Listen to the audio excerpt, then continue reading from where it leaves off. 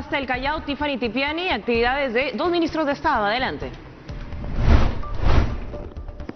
Así es, Alejandra, Patricia, ¿qué tal? Muy buenos días. Y el ministro del Interior junto a la ministra de Salud, Pilar Macetti, van a viajar en unos minutos hacia la región Pasco para ver los avances en un hospital temporal que se está brindando precisamente a la población. Muy buenos días, ministra, muy buenos días, ministro. Estamos en vivo para TV Perú.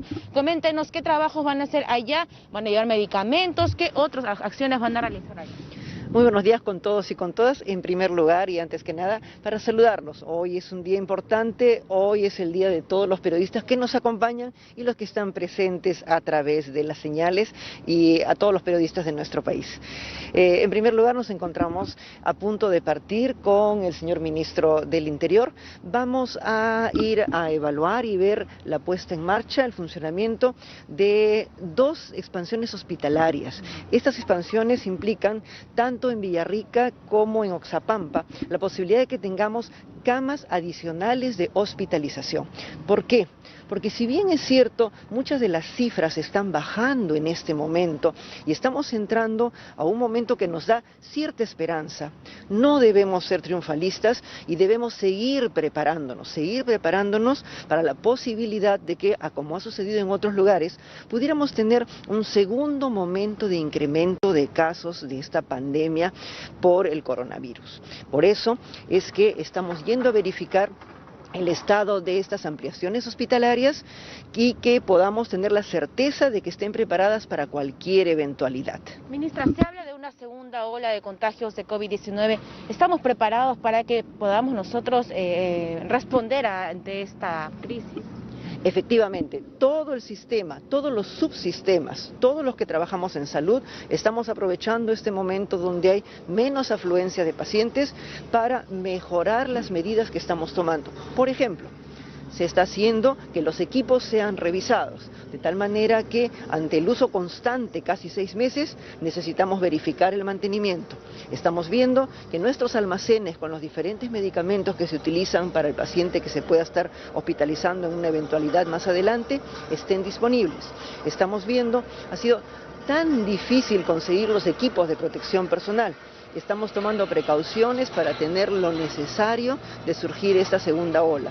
Y sobre todo, estamos preparándonos para revisar cuáles han sido en los países las mejores medidas que han funcionado para tratar de sacar adelante a nuestros pacientes e implementar todo esto. Ya tenemos, por ejemplo, una serie de indicaciones que los expertos han resumido con respecto al mejor uso de oxígeno. Estamos viendo el mejor uso de los medicamentos para aliviar toda la parte respiratoria cuando la persona tiene necesidad de ventilación asistida. Estamos analizando qué cosas han dado mejores resultados cuando se ha atendido a los pacientes en estos 6 meses. Como ustedes habrán visto, la mortalidad a raíz de la COVID en hospitalización ha bajado en los últimos meses porque la atención está siendo mejor y cada vez podemos dar más de alta a las personas. Esta enseñanza es muy importante y nos está permitiendo que se difunda esta información entre los que trabajamos en salud para tener mejores resultados en una eventualidad. Más vale estar preparados. Ministra, ¿cómo van los avances con los ensayos clínicos para la vacuna contra el coronavirus? Hasta el momento tenemos un ensayo clínico en curso que está avanzando en 2 centros, uno de ellos la Universidad Cayetano Heredia y el otro la Universidad Nacional Mayor de San Marcos, que han empezado estas actividades y hasta el momento, afortunadamente, no ha habido ningún inconveniente. Tenemos probablemente un segundo ensayo clínico que pudiera estar comenzando en los días que siguen de la próxima semana y tenemos 2 expedientes más que están en curso de aprobación. Hasta el momento probablemente tendríamos unos 4 ensayos clínicos trabajando en nuestro país, lo cual nos da muy interesantes alternativas de ver cuál es nuestra respuesta como peruanos, como latinoamericanos, frente a una vacuna.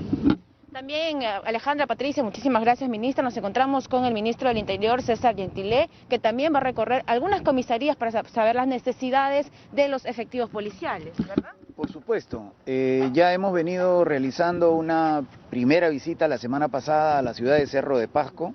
El que habla tiene la responsabilidad de supervisar las acciones que se vienen realizando para la prevención y combate de esta pandemia en estrecha coordinación con nuestra ministra de Salud. Hemos visto cómo ha dado todas las especificaciones técnicas de ese apoyo que precisamente viene siendo sustentado en medicinas, en la ampliación de camas hospitalarias para atender a la población de esa zona, de tal manera que al estar trabajando sincronizadamente nos permite dar una atención de calidad, ir mejorando poco a poco, cerrando algunas brechas conforme lo ha señalado nuestra señora ministra, y en ese sentido el día de hoy vamos también a poner en marcha o en la puesta en funcionamiento de 2 centros de atención temporal que nos permiten, como digo, tener una calidad de atención médica selectiva frente a esta problemática. Al margen de ello también, efectivamente, vamos a visitar algunas comisarías que están en la zona también para verificar cuál es su estado de evolución frente a la pandemia. Estamos llevando también algunos medicamentos para ellos y nuestra preocupación es obviamente coordinar con las autoridades políticas, recibir sus inquietudes y servir un poco de plataforma de coordinación para absolverlas en la medida que vayamos haciendo una evaluación de ellas en coordinación con la ministra de Salud y con las otras autoridades del Estado. Ministro, ministra, si me permiten, tenemos algunas dudas en estudios con Alejandra y Patricia. Compañeras, las escuchan los ministros. Sí, Tiffany, bueno, la primera pregunta para la ministra de Salud, Pilar Massetti. Esta es en cuanto a las pruebas rápidas. Han habido muchos cuestionamientos sobre los lotes que fueron utilizados en nuestro país. No se consideran pruebas muy certeras. Usted dijo que teníamos que prepararnos para un próximo rebrote, si no íbamos a estar en situaciones lamentables. ¿Qué se está haciendo para prepararnos para hacer mejores diagnósticos y comprar pruebas más efectivas en la detección del virus? ¿Cómo no? Tenemos 2 tipos de pruebas que se utilizan a nivel mundial. Uno son pruebas moleculares. Molecular quiere decir que detecta la partícula viral. Y luego lo que todo el mundo le llama las pruebas rápidas, que son las pruebas de tipo antigénico. Esta palabra quiere decir que detectan las defensas en nuestro cuerpo. Entonces, ¿qué es lo que sucede en un organismo cuando uno entra en contacto con el virus? Lo primero que va a suceder, sobre todo en la primera semana, es que nosotros vamos a tener virus circulando en nuestro cuerpo. Eso significa que vamos a poder utilizar una prueba molecular, una prueba que detecta el virus en la primera semana. En la segunda semana, las defensas de la persona comienzan a aumentar. Al aumentar las defensas, ¿qué es lo práctico? Porque el virus ya empieza a retroceder.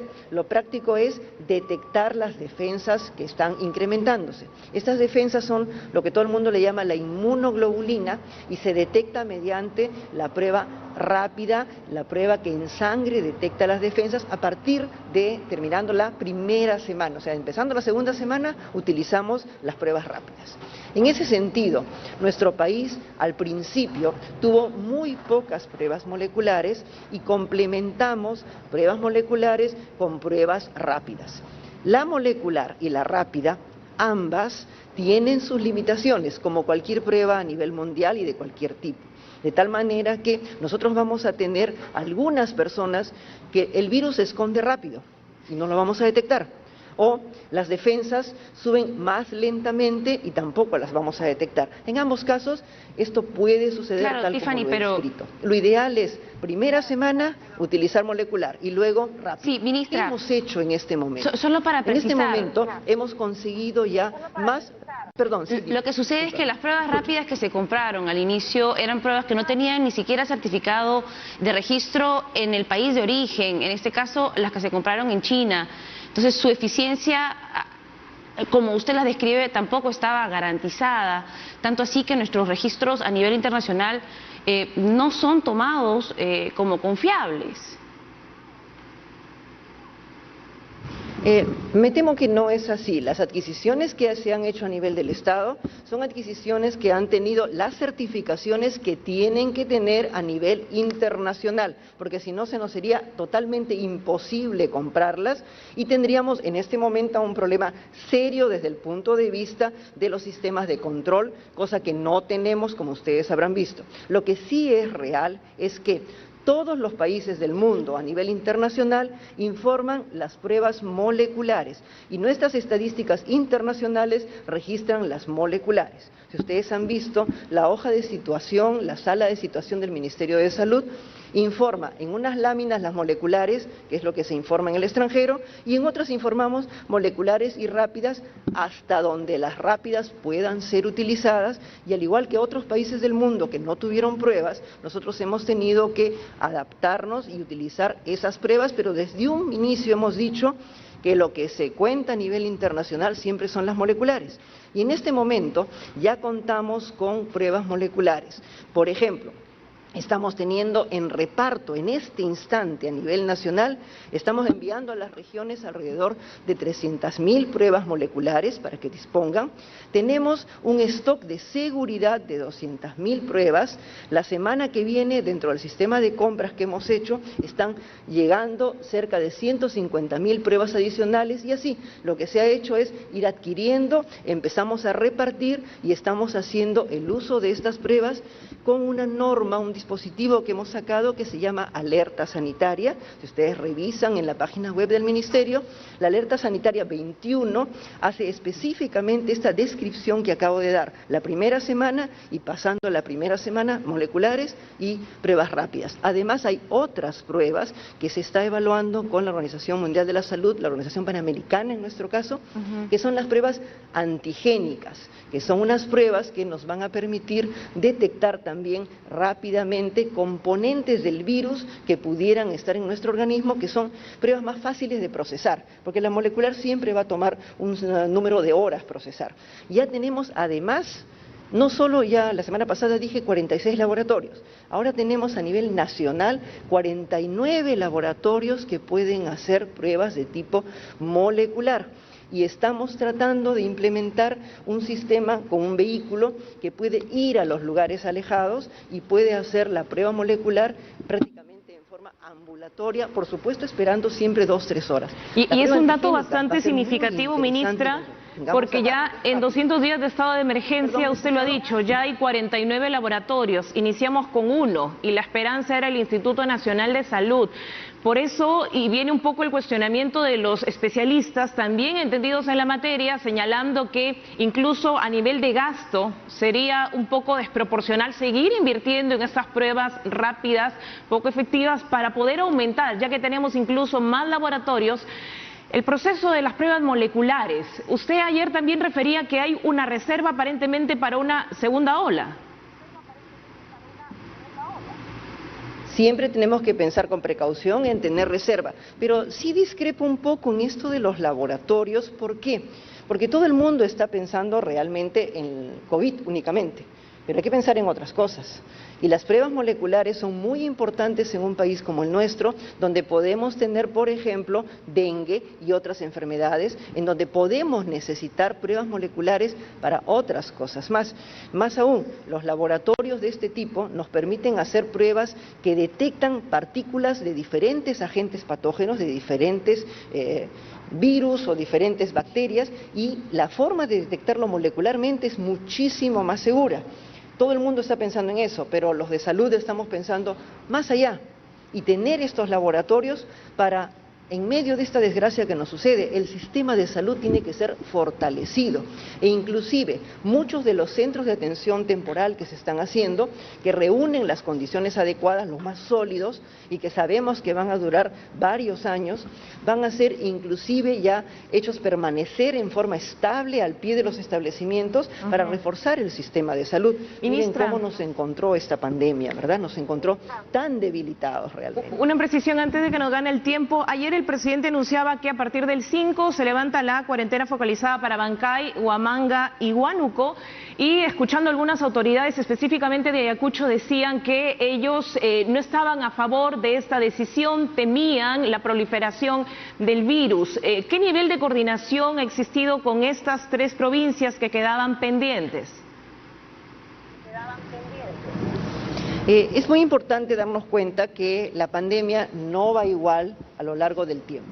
En este momento, por ejemplo, en las últimas semanas, el último mes, la evolución de las cifras está siendo sumamente rápida y eso hizo que en un momento se restringió a algunas provincias y luego prácticamente en los últimos días hemos visto cómo las camas hospitalarias en esos lugares han ido bajando en su ocupación y la cantidad de casos que se han presentado han ido bajando, inclusive la cifra tan difícil de fallecidos también ha ido bajando. Entonces, nosotros buscamos hacer un equilibrio, hay una fórmula que los especialistas del Ministerio arman, que tiene que ver con la cantidad de positivos, que tiene que ver con la cantidad de personas que fallecen, que tiene que ver con la ocupación de camas, que tiene que ver con la capacidad de respuesta local.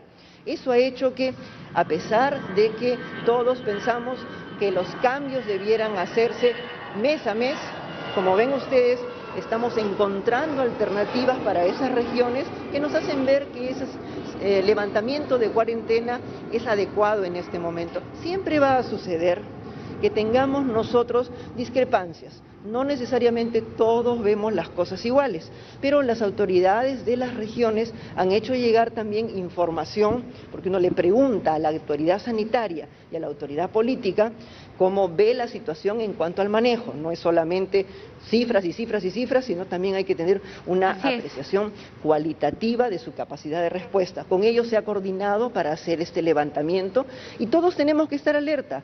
Puede pasar que haya algún movimiento, por ejemplo, de población y de pronto las cifras suban, inmediatamente hay que tomar medidas. Así es, tenemos que estar listos para cambiar. Hay que estar muy atentos al cambio y prontos para la reacción, que es a lo que ha demostrado esta pandemia. Es solamente para las cosas que sí podemos planificar, ¿verdad? Se abre este 5 de octubre los vuelos a espacios que están cerca de nuestro país, a 4 horas de vuelo aproximadamente, Ecuador, Bolivia y otros destinos. ¿Cuál sería la siguiente ronda de destinos? ¿Con quiénes se está conversando, con qué países se está conversando para poder abrir las fronteras? ¿Cuál sería el siguiente paso en ese cronograma? A partir de este momento se va a evaluar cómo van las cifras, así como vemos en las regiones, vemos en otros lugares alrededor nuestro. Y es muy probable que según el número de horas de vuelo y viendo lo que va pasando en otros países del mundo, se haga una ampliación y va a depender del número de horas de vuelo, va a depender también de las coordinaciones, porque para hacer esta apertura se ha hecho coordinaciones entre países, de tal manera que el país que envía personas tenga ciertas características. Ellos nos han preguntado cómo estamos nosotros para ver si reciben a las personas que salen del Perú. Entonces es complejo, es algo que se decide sobre la marcha, viendo cifras y en reuniones internacionales para hacer acuerdos con las autoridades regulatorias del transporte aéreo. En realidad son los que reciben viajeros, los que envían viajeros, las características de los aeropuertos, las características que nos indican las autoridades internacionales de transporte aéreo y un acuerdo entre todos para hacer una apertura conjunta. Me temo que sería imposible decirles, por ejemplo, será los que estén a 6 horas, a 8 horas. Esto va a depender de lo que suceda en las próximas semanas. De acuerdo, ministra, muy amable. Tiffany, si podemos establecer contacto también con el ministro Gentile, César Gentile, para poder trasladarle esta misma pregunta, ministro. Se inicia hoy la fase 4 en la economía, hay mayor dinamismo en la actividad, en la población. ¿Qué medidas extras están adoptando? Porque vemos hasta ahora cierto incumplimiento, sobre todo en las noches, cuando se refiere al toque de queda. Bueno, ante todo quiero aunarme también al saludo que hizo la ministra Pilar Macetti por el Día del Periodista y bueno, reconocer la sacrificada labor que hacen a lo largo y ancho de todo el país todos los periodistas, deseándole que pasen un excelente día. Sí, efectivamente, hay todo un esfuerzo operativo que viene desarrollando la Policía Nacional en coordinación con las Fuerzas Armadas, en coordinación con los gobiernos locales, para poder fiscalizar el cumplimiento de las medidas sanitarias. En este sentido, estamos renovando obviamente este esfuerzo en virtud también que se están flexibilizando algunas restricciones con la proyección de la reactivación económica tan necesaria también para el país, a la par de cuidar la salud de los peruanos, y estamos tomando todas las medidas necesarias para poder sensibilizar, concientizar, es decir, actuar de manera muy coordinada con todos los que estamos en la primera línea de respuesta, como digo, Policía Nacional, Fuerza Armada y gobiernos locales, para poder evitar que se siga en una proyección irresponsable de incumplimiento, ya sea en reuniones sociales, ya sea el uso inadecuado de la mascarilla, ya sea la congregación de personas, actuando con bastante firmeza, de tal manera que vayamos disuadiendo este tipo de conductas, actuando con responsabilidad. Lo ha dicho la ministra Massetti, estamos avanzando en una evolución favorable en el combate de esta pandemia, pero no debemos bajar la guardia. Debemos incidir en el lavado de manos, en el uso de la mascarilla, en el distanciamiento social. Los días domingos hemos visto que en algún caso se han estado dirigiendo a las playas, en grupos familiares, en grupos de amigos, para poder tomar sol. Esto no está permitido dentro de las disposiciones que ha emanado el Ejecutivo. Son un foco potencial de contagio. Entonces, vamos a instalar los servicios policiales en coordinación con los gobiernos locales para poder ir orientando y, como digo, también, si fuera necesario, actuando con la firmeza necesaria para imponer las infracciones de incumplimiento a las medidas sanitarias que corresponden. Bueno, y también se ha anunciado, ministro, un shock operativo contra el crimen organizado. Hemos visto que la policía, la inteligencia, ha estado funcionando para detectar mafias y bandas criminales. ¿A qué se refiere con shock operativo y qué se viene en la lucha contra el crimen organizado? Bueno, nos hemos reunido con el fiscal superior, coordinador de crimen organizado, el doctor Chávez Cotrina, Jorge Chávez Cotrina, el día lunes, y con los principales jefes de las unidades especializadas que manejan carpetas de investigación en el ámbito de crimen organizado. La idea es reimpulsar las operaciones de manera conjunta, Policía Nacional, Ministerio Público, contra las distintas modalidades de crimen organizado que en alguna medida han estado restringidas por el mismo transcurrir de la pandemia en estos últimos meses, y darle un impulso o una iniciativa operativa muy intensa en la medida que lo permitan también nuestras capacidades, de tal forma de impactar con una firmeza y contundencia bastante fuerte en la lucha contra la delincuencia y estas estructuras criminales organizadas que vienen en algunos casos reflejándose en actos de sicariato, usurpación de terrenos, tenencia ilegal de armas de fuego, en el marco de toda una asociación ilícita para delinquir. Muy bien, ministro, gracias. Estamos al tanto entonces, muchos alcances y mucho todavía por evaluar en el inicio de estas fases económicas tan importantes. Gracias también Tiffany Tipiani, a la ministra de Salud, quien nos respondía más temprano. Bien, con esta información nosotros nos vamos a una